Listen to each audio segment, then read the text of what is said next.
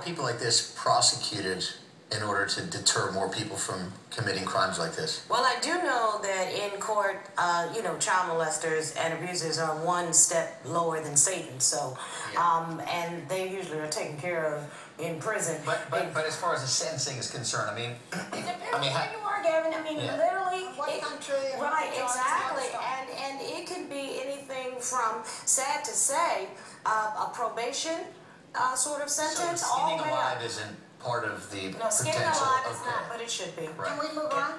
Because there are so many cases. We want to talk about the motorcycle road rage because that has everybody. Well, you can see it. That has everybody talking, and it just happened in New York City. Alexian Lee was driving with his wife and his 2-year-old daughter when their SUV was surrounded by a motorcycle gang. He panicked, he hit the gas, he ran over a rider, he's been miserable about it. The gang chased down Lee in his SUV and beat him up, okay? 6 motorcyclists have been arrested, including an undercover detective. It is such a case. And more police officers may be implicated. You don't know when that's going to come down. But the officer that was arrested and charged wants to testify in front of the grand jury.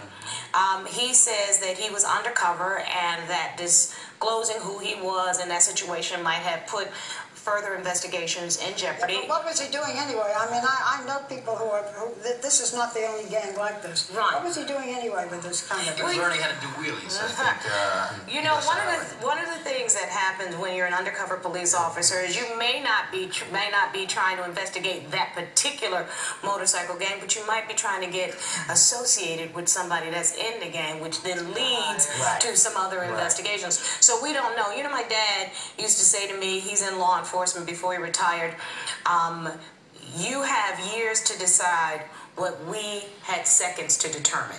So my job was to always communicate, to keep an open mind until you hear all the facts in the case before it comes out. All right, well, let's switch gears a little bit and talk about something we all love, which is clothes. And I'm excited because you have a new clothing line. I do. Tell me about it. It's called Status. Status by Star Jones. This is like a dream come true because since I was a little girl, I was playing my mother and her sister's dresses and clothes and everything, and so this really does generate the opportunity to give back to women of all sizes. Unlike, you know, regular stores, 2 to 14, my clothes go from size 2 to size 26. And yep, I'm in there. So am I.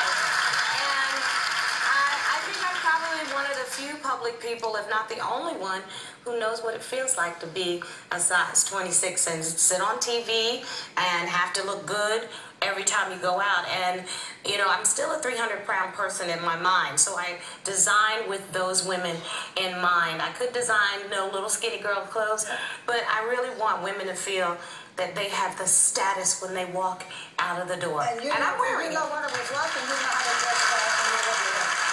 It's always nice to have you back here. We've gone through so much together, and I really am very happy to see you. Yes. So I thank you, Star Jones. The gang from Queer Eye for the Straight Guy are having a 10-year reunion on The View, Wednesday.